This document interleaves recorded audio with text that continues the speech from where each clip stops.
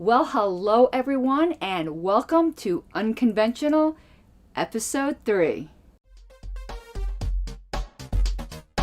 What you're about to witness is one of the greatest epics ever produced in the history of television. And there's more, because you are going to see it as well. Yes, it. Yes, it. Yes. And Afterwards, that is, directly following, I want to talk to you about something even bigger, namely... You know what security guards are like. Shoot, shoot, shoot first, then still argue about whether you can come in. You see, I'm not one to beat about the large black boots, but sit back. Relax and enjoy.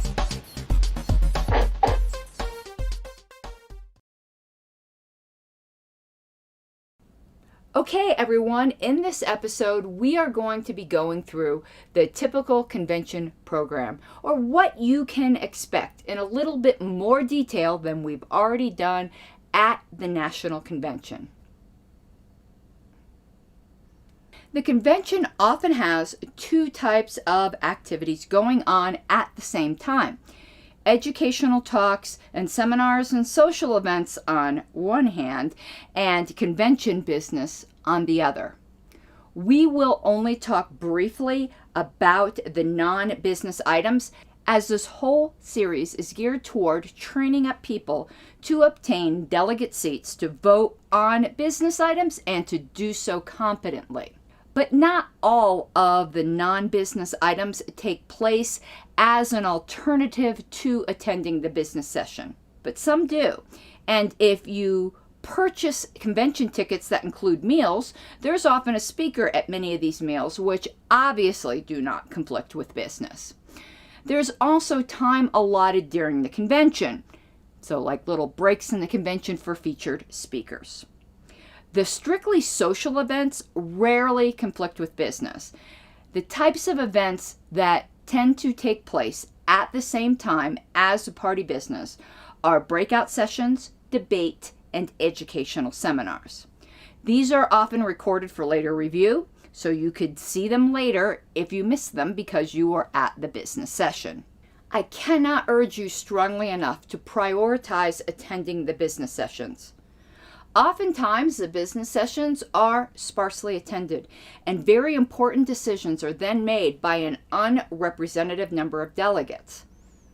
On this subject, I will readily admit I am the proverbial minority report on running conventions. In my opinion, again, my opinion, not the party opinion, no one's opinion but my own, the only thing that we are required to do under the bylaws is put on a convention for party business, LNC and judicial committee elections, and the selections of our presidential ticket. Not all the foo-foo. All of that is unnecessary. While the extra items are very nice, I me personally, vehemently believe that nothing should ever conflict with business. Most convention committees, including the National Convention Committee, obviously disagree with me. Now let me give their side. Oftentimes, there will be libertarians attending the convention that are not delegates.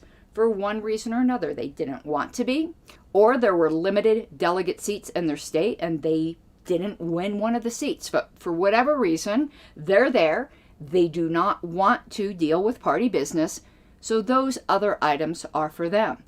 Also, there's family that people bring along who really would not find party business very scintillating, but might enjoy some of the other items. So that's the other side of the equation. They are trying to have something for everyone. So while it remains that there are things that take place at the same time as business, we must personally vow to be personally present for each business vote and fulfill the honor and duties of being a delegate and properly representing our state. But there are plenty of things that do not conflict with business, so enjoy yourselves. There are a lot of social activities organized both by the party and others, particularly caucuses and other liberty organizations and individuals. And when the organized activities end for the day, there is usually no shortage of room parties. There's nothing like the sense of oneness and camaraderie that happens at conventions. we then remember that we actually like each other again before going back to trading awful barbs on social media. So it's a nice respite. So the first thing is the convention agenda. So here's a copy of the standard convention agenda that is contained within our convention special rules of order, and that's what we're going to be going through today. Also, as you can see, this is a part of a larger document, which is our special convention rules of order. We are going to be going over the convention special rules of order in detail because they are important in a future episode. But I just wanted to make you aware of them here. They are at the bottom of the bylaws, and the bylaws you can find here. I'll be putting up this link again in a moment. So here you are, freshly arrived and checked in and exciting to get going, and you're checked into your room. And if you're wondering if you should stay on site, on the convention site, at the hotel at the convention site, the answer is emphatically yes. There are things that happen in the evenings and at other unexpected times that really can only happen if you're staying there, and they're special. It's well worth any extra expense, and it allows you also to be ready on a dime if any perceived convention shenanigans are taking place. That you can go raring in to save the day. The next item is credentialing. The first thing you will do as like your first order of convention business is to check in and get credentialed. And that sounds a lot more complicated than it actually is. Basically, what will happen is that a member of the National Credentials Committee or a volunteer will make sure that you are on the list of delegates submitted by your state. You will be logged in as present, given your name tag, depending on whether you bought a convention ticket. You don't have to. Remember, party business is free, but I'm not sure what you get, as a delegate when you come in on the free package. I'm not sure if you get a pre-printed name badge or you have to handwrite one. That's different every time. Just, heads up if you're going in on the free option, which is perfectly acceptable, though I do encourage you, if you can, to buy a convention ticket. You will not regret it. If you carefully choose the options for things that you think you will actually attend, you'll be thanking me later for buying the convention ticket.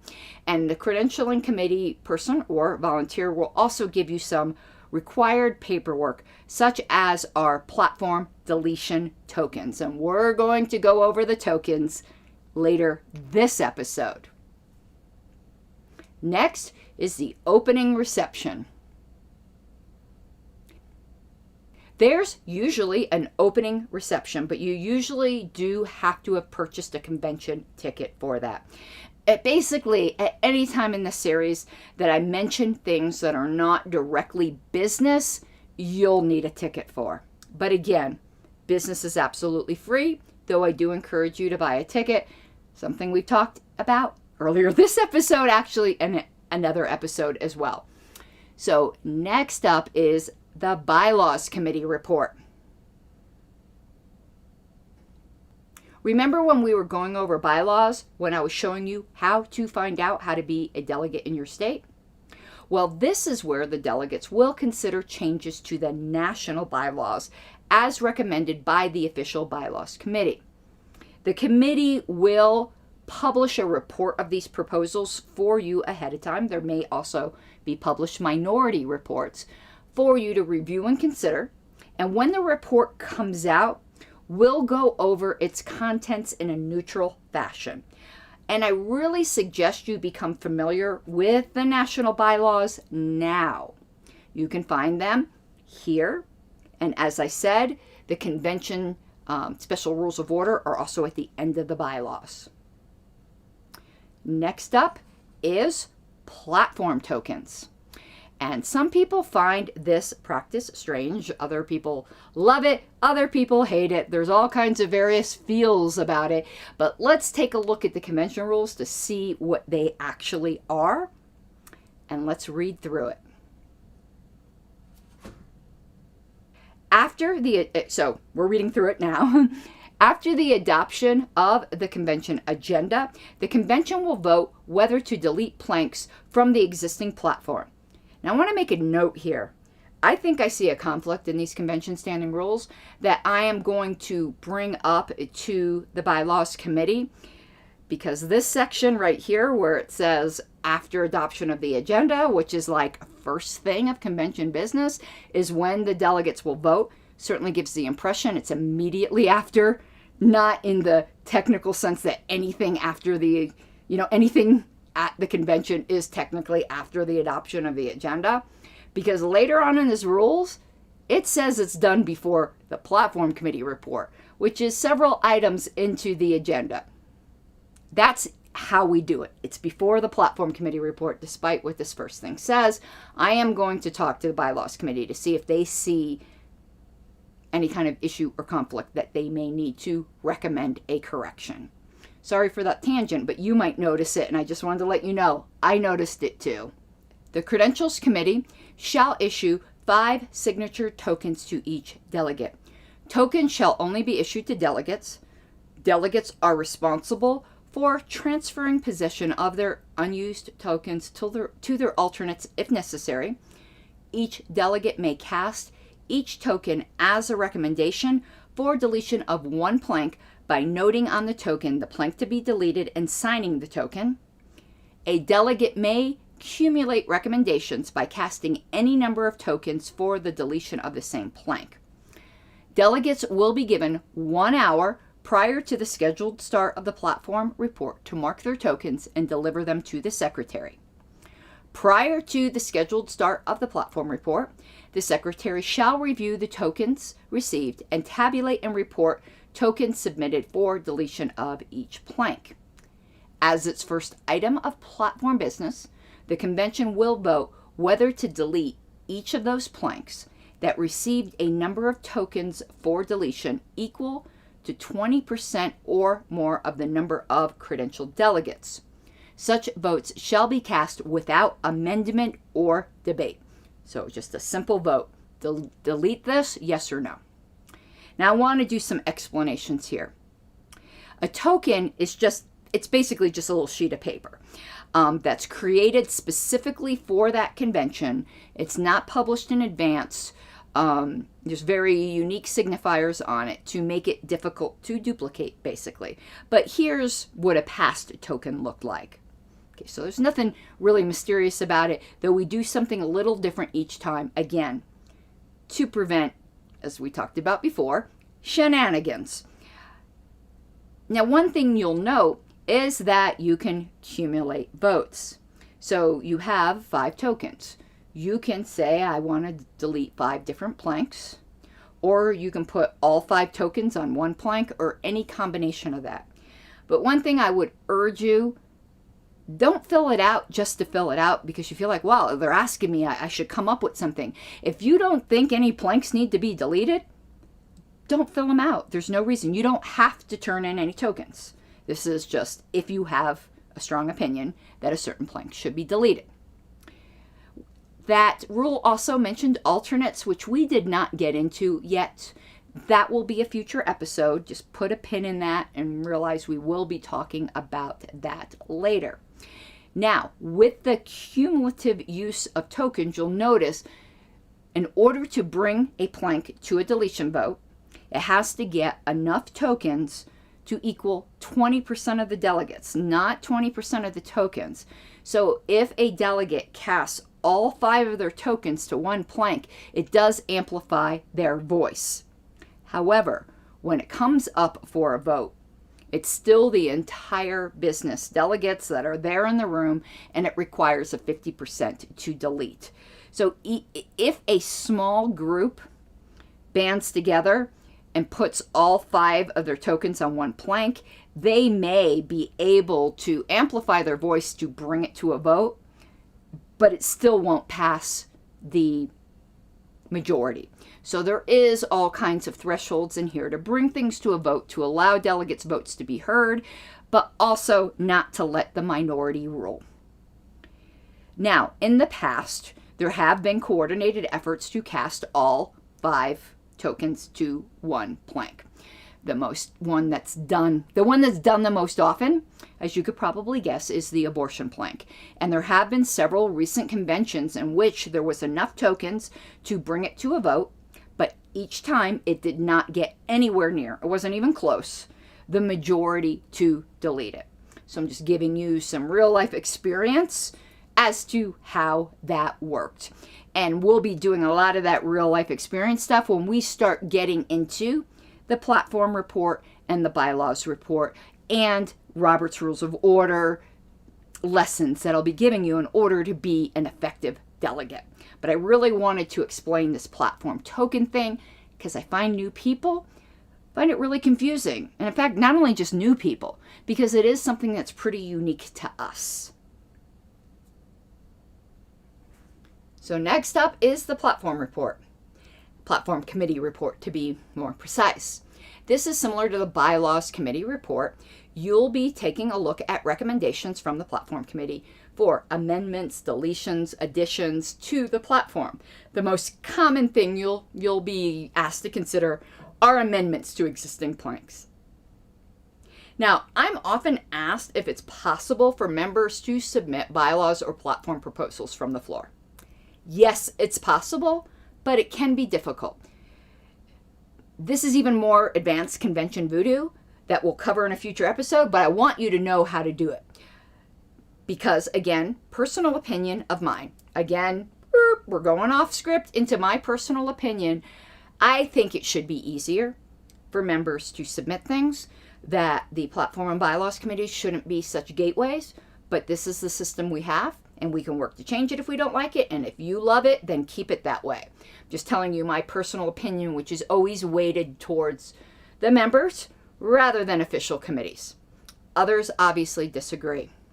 So next up is resolutions.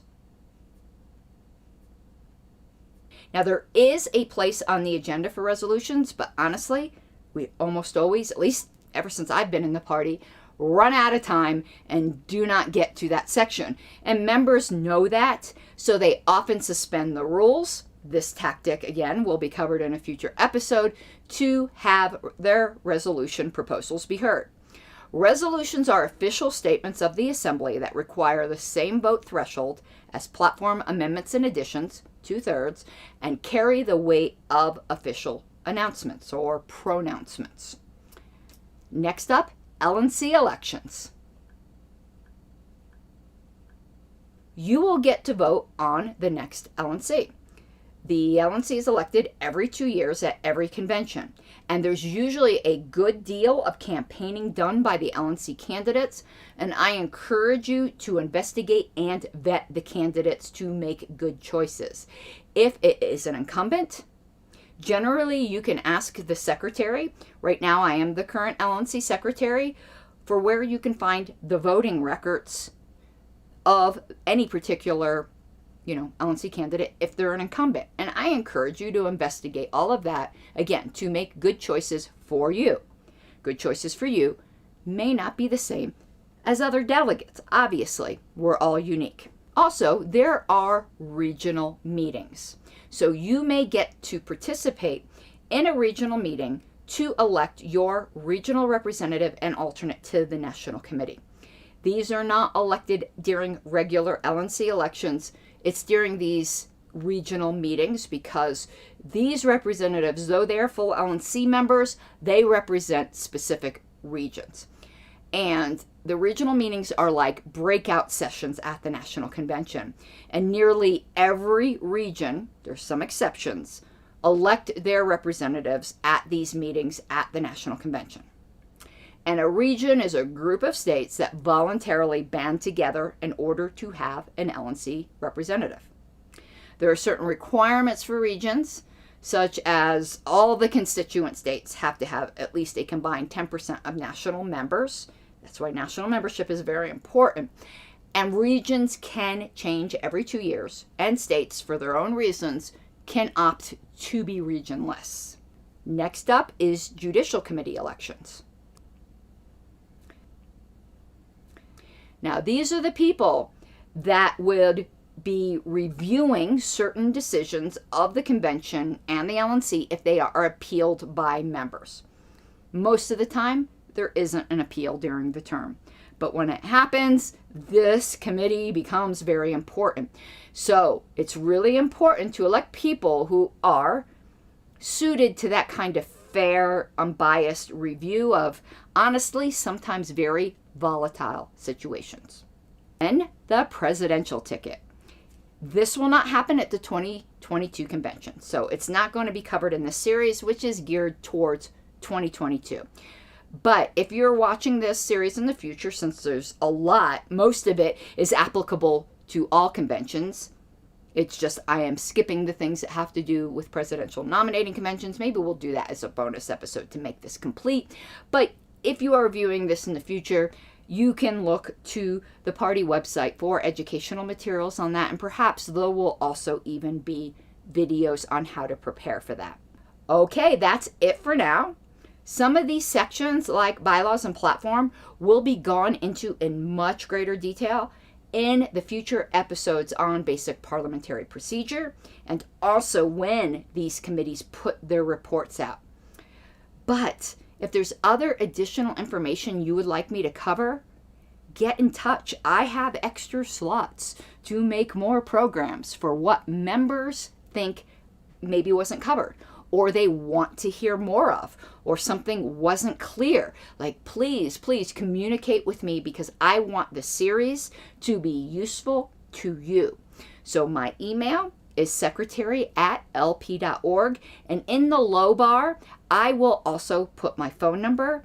I completely welcome contact from members. In fact, like, mentoring people is one of my joys, which is why I volunteered to do this video series. It's just something that I love doing. So please, if you have any questions at all, or even if it's not a question, you're a more seasoned member and you go, oh, I think maybe this should be covered, write me, please. I want this series to be useful. Okay, everyone, that is it. I hope you have an awesome day and live free. Mi guapas de libertad.